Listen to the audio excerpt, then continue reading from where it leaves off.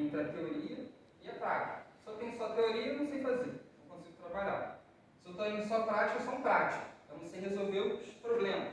Então eu tenho que ter essa divisão. Tem que ser bom na prática, mas eu tenho que também ter conhecimento para entender o que eu posso fazer e entender e interpretar para melhorar o nosso resultado.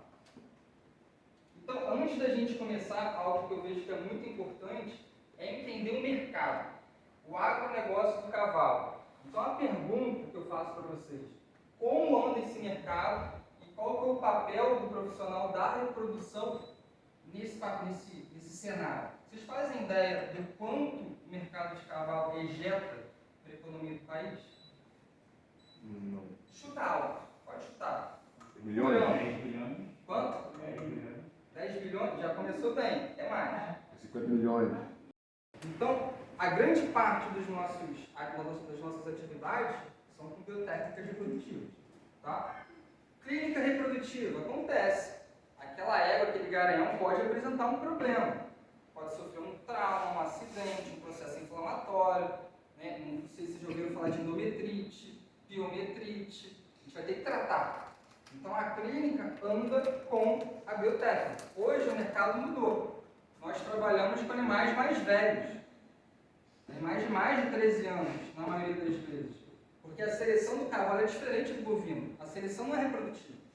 A seleção do cavalo é performance. Vai para a reprodução aquele que tem a melhor performance, aquele que tem a melhor genética. Não estou falando de quilometragem nem de material, isso tem que ser por fora. Se você coloca isso nesse valor, você perde dinheiro. Porque imagina só, vocês são do Saquarema, vocês vão avaliar o animal no Rio. Está dentro do serviço. Ou o tempo que vocês vão levar para se deslocar, combustível, pedágio. A quilometragem não é só isso. É desgaste de carro. O animal está cheio de carrapato, cheio de verme, está doente, nutrição está ruim, não vai ter resultado. Se você aceitou aquele compromisso com o proprietário, ele não está nem aí para você. Você falou que vai fazer e quer o resultado. Não tem, não adianta depois falar que é um problema ali. A gente tem que falar antes. Então a gente tem que falar antes de começar para nos respaldar. A gente tem que estar respaldado. Senão depois ainda vão falar mal da gente. Então, nutrição, sanidade e por último, reprodução. Tá? Como que a gente pode reproduzir os equinos? De duas formas. Naturalmente ou artificialmente.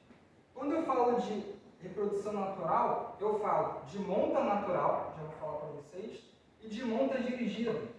Ambos, o cavalo penetra na vagina da égua. É natural. Mas tem uma diferença em como a gente vai fazer isso. Artificial são as biotécnicas reprodutivas. Tem várias. O foco hoje é inseminação. Qual que é a diferença? É um antes da coleta. Esse é um trabalho da Unesp, do Educatu, em que eles compararam 5 animais que fizeram coleta sem a lavagem do pênis e animais que já lavaram o pênis antes da coleta. A gente observa, dos 5, 2, mesmo higienizando, apresentou bactéria. Dos animais que não lavaram, todos apresentaram bactérias e muitas bactérias patogênicas. Então, higienizar o pênis do cavalo antes da coleta é muito importante. Se a gente olhar essa imagem, se for um cavalo que eu não conhecia, eu fui coletar a primeira vez, eu perguntei se eles tinham costume de fazer higienização de pênis. Ah, nunca fez. Aí fui fazer. Qual a diferença de um pênis de um para o outro? A quantidade de células de escamação, né? Aqui estava cheio de sebo, de ter muitas bactérias. Tudo isso vai para o sêmen, contamina a fêmea. Então é importante a gente fazer essa higienização. Como é que eu faço? Água. Só água. Não tem sabão, não tem detergente, não tem desinfetante. Se eu usar qualquer desinfetante, eu mudo o pH local. E aí sim eu posso gerar um problema. Então é só água.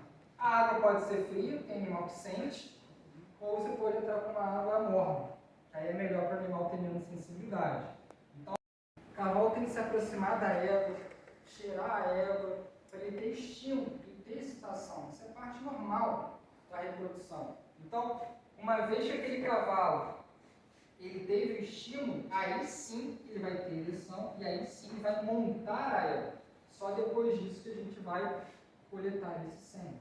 Então eu preciso conter a égua, limpar ar o pênis dele e deixar ele fazer o procedimento natural. Condução do garanhão parece simples, mas não é. Para coletar o sêmen, eu preciso de alguém conduzindo esse cavalo de forma correta. Por quê? Senão a gente tem problemas. Para cá, a cabeça do cavalo viria para mim, a bunda para trás. Então tem menos risco de acidente. Então, Lado errado ali. ejaculou, sai. Sai dali para não ter nenhum tipo de problema. Só que nem sempre eu preciso coletar usando uma égua, porque tem risco. Eu posso coletar usando um manequim que é mais adequado. Só que nem todo Aras tem. Né? Esse é um Aras que tem lá em Campos RH, é um dos 3 maiores Aras do Brasil de quarto de número de corrida. E por mais que seja rústico o local, tem um manequim. Ó. O cavalo sobe no manequim, não tem ego, não dá coisa. O cavalo é grande mesmo. E o veterinário está ali coletando. Ó, notem o rabo. Quando o rabo começar a fazer isso aqui, ele vai ejacular. Ó, começou. Deu uma, ó, 2, 3, ó. Tá vendo? Balançando? Ó, tá ejaculando. Ninguém não tem próximo.